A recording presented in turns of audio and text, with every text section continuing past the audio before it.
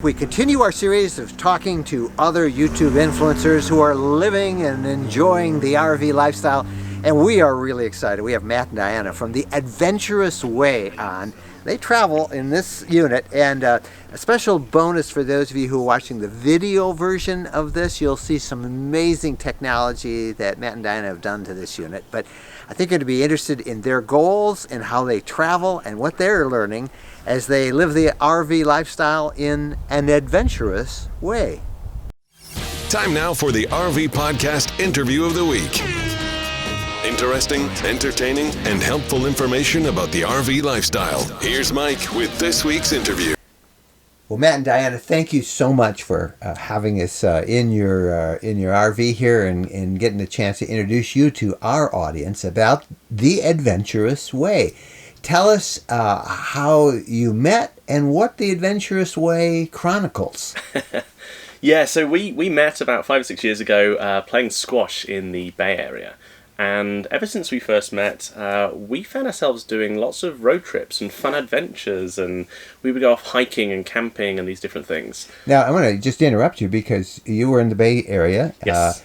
I hear an accent, so you are not from not a native. I didn't fool you. Yeah, I got it.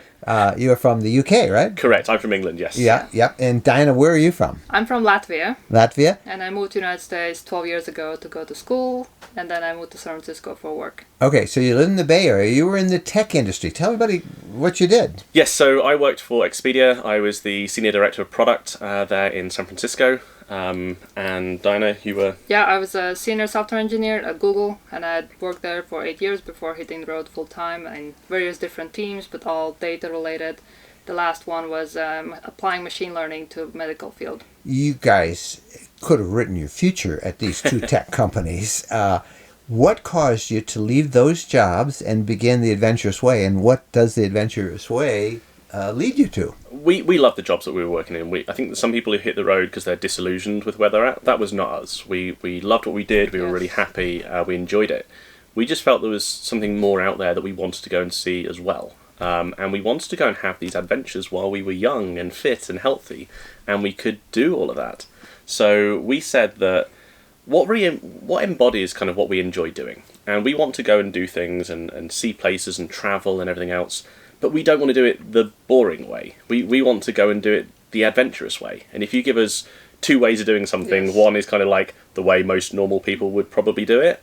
We won't do it that way. We'll find a way to do something different, do something crazy, to make it more adventurous. Give us an example. So we want to go and see some national parks in Utah. I think a lot of people would have maybe just picked off one or two, just flown into Salt Lake City and maybe done a little bit of a tour. We said, no, we want to do a 10-day mammoth tour. We want to do 8 national parks on this big loop from San Francisco and back. And we drove from San Francisco. We drove the whole way, big road trip, tent camping half the time, in hotels the other half the time. And it was fantastic. It was insanely busy. But it was really on the way home from that trip that we realised there's far more out there than just these national parks that we can reach. And that's kind of where the idea was born. Hey, maybe let's visit all the national parks, because by that point we had visited quite a few. And then later that year for Thanksgiving we went to Hawaii, and we went to Hawaii Volcanoes National Park and a couple other units there. And there kind of the idea expanded, like, hey, what about all these other national park units? National monuments and historical parks and so on. So then the idea was born, hey, let's visit all the national park units. How many you've been doing this 18 months? 18 months. And how many have you done so far? Not enough. So we've done 40 now out of 419. So when do you project this will be accomplished? We try not to. Yeah. I think a big thing that we're trying to do, maybe differently to some others, is we're not just trying to visit them. This isn't about tag the visitor centre, get the passport stamp, and then mark it off as done and move on. We want to spend enough time at each one to really explore it, get a sense for what it's all about, just do more than just the cursory highlights.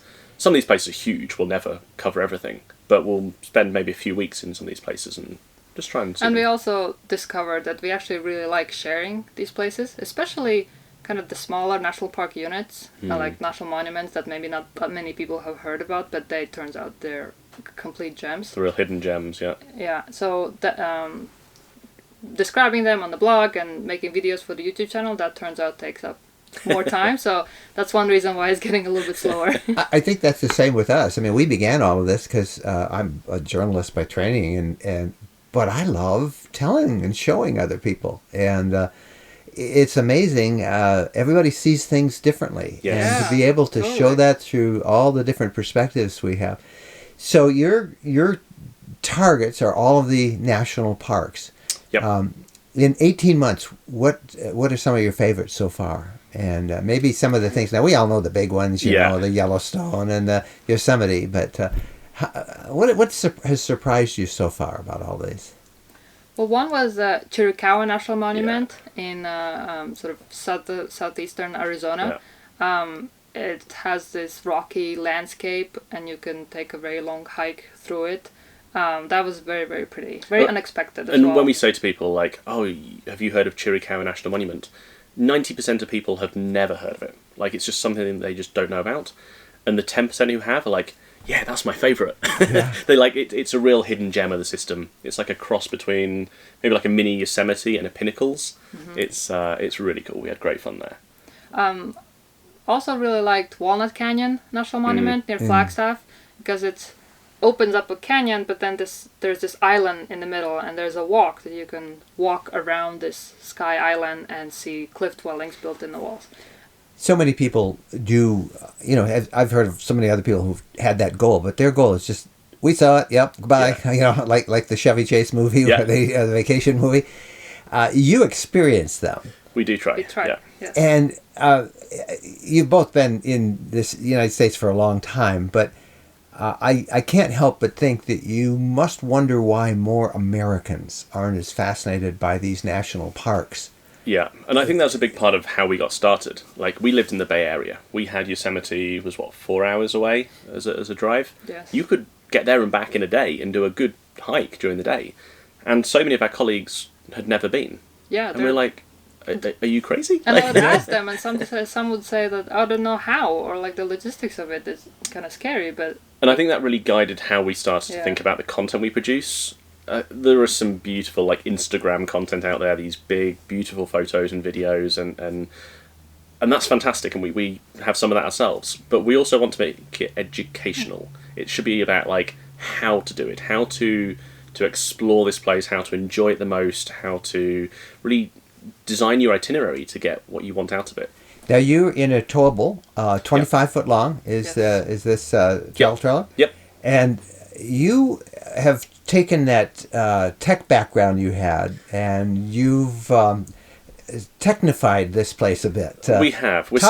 Talk about how technology has made this even, I want to say easier, but certainly more convenient. Yeah, so I think for us, when we got started, we had a lot to learn about RVing. We'd never RV'd before. RV'd, yeah. We researched for 2 years before buying this RV, and in that time we rented three different RVs to learn what we wanted. And one of the things that we learned during that process is that everything in RVing is a trade-off. You can't just like keep adding more stuff, because then you start to get a bigger rig or a heavier rig, or maybe an RV that you can't go everywhere with. So we said from the outset that we wanted a small RV. We wanted something that we could take anywhere. This particular rig as well, very high ground clearance, very durable, 4-season, huge holding tanks. We can go anywhere in it. But when you have a small space, it's really easy to customize. Like, you've got so little space and things to do things with that you can really make everything just the way you want it. And so we've started this process of trying to get smarter in here and be more intelligent with what we do have, rather than just throwing more at the problem. Now, for those who watch the video, they'll get a chance to, the video version of this interview, they get a chance to see what's underneath your bed, this massive power system for this unit. And we'll just have to tease people to go watch the video. But when you travel for extended periods of time like you are, what do you think are the general limitations that most people experience in their RVs, and how are you trying to overcome that? I'm thinking particularly with power. Yeah, so I think resources in general is always the thing that brings us back to the grid at some point. And for us, that limit's about 11 days or so. Yeah. We're pretty comfortable off-grid for 11 days. Power in winter is a problem. We have no generator. We've never had a generator on the road. We have 600 watts of solar on the roof and the battery bank that you saw there under the bed. We don't have the generator to boost us in winter. So that really is a challenge for us. When we hit the road, though, we started with everything under the bed. So we had the batteries, we had the inverter, but we only had one 100-watt solar panel. That's all we started with. And we knew it wasn't going to be enough, but our mindset from the very start has been start small. Start with the bare minimum that you possibly can, and then learn what you need, learn what your limits are. So then with 3 Battlebond batteries, we were able to go off-grid maybe 2, maybe 3 nights in a row, and then we would go in the RV park for a day, and then recharge, and then go again 2-3 days off-grid. But that kind of, we were able to learn, okay, 2-3 days is the kind of our limit, and then learn how much power we used, and then decide how much solar to put on the roof. So the 3,000 watt inverter, the 3 Battleborn, and how many watts of solar? 600 on the roof, and then we've got a 200 watt portable as well. And that 600 watts on the roof basically tops off your batteries at the end of the day. Pretty much. By mid-afternoon, you use some of them up at night. It keeps it going. So you able to run air conditioning with the 3,000 watts? We can, not for very long. Yeah. So between the various charging sources we've got in midsummer, we can bring in a little over 1,000 watts, and the AC pulls about 1,500. So we will drain the batteries down. It's enough if we wanted to for a few hours.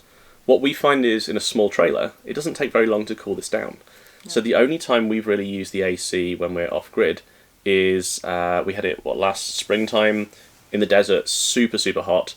And so you'd go to bed at 9 o'clock at night, it would be 85, 90 degrees inside, you just can't sleep in that heat. So we would seal ourselves in, turn the AC on for 20 to 30 minutes, and it would just take the edge off that heat inside, cool it down a bit, and then plenty of sun the next day to recharge the batteries. Yeah, so many people think they have to run the air conditioner for hours, and between the fantastic fans that most of these units have... Get the windows open, get some airflow through. It works great. So when you visit a national park, what are some of the things you do? Obviously hiking, you've said that a couple of times. Tell us some of your other favorite activities. So one was the Channel Islands. Yeah, that was great. We did kayaking in Channel Islands. In the middle of the Pacific there, yeah? Yeah. And they have these sea caves, right, up on the coast. So we were able to kayak through some of them. That was very fun. Yeah, that was really good fun. Yeah. And then cycling? Cycling, yep. We have our bikes with us, and in the parks where it's appropriate, we try to go cycling. For example, at Saguaro National Park, there's a nice... Here in Arizona. Yeah, here in Arizona. Yeah. Now, you both are working at the table with laptops. Are you still working from the road? Tell us what you do. And not the jobs that we had before. So we quit those jobs when we hit the road. We have a website and a YouTube channel, and that really becomes your job? Full-time job. Nobody realizes how much work these are. It's a huge amount of work. Yeah, it really is. Yeah, and that's is my wife Jennifer says the beast needs to be fed all of the time. So that's good. Last thing I want to, before we end this, is some advice that you have for those who want to go out, they want to experience all that North America has, but maybe they can't do it full time. Maybe they can't do it as such an ambitious project as you guys have. But how would they start? Give them some of your experience and how they can start. I would say that when we were together, lived in Bay Area, pretty much every single weekend we were out doing something. And we had this Google document where we had written down like dates for each weekend. And when we had idea to do something, go for a hike there, or go for a weekend trip there, or a road trip, or do something in Bay Area, we would add it to the list. And this was the weekend for the next 12 months. Yeah. We would write in everything all the way down. And then the rule was we can move stuff around, but we cannot remove it. It just goes somewhere down the list. And that's okay. But we ended up with pretty much every single weekend doing something.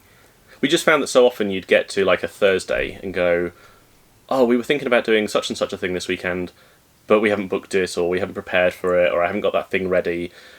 Let's do it another time.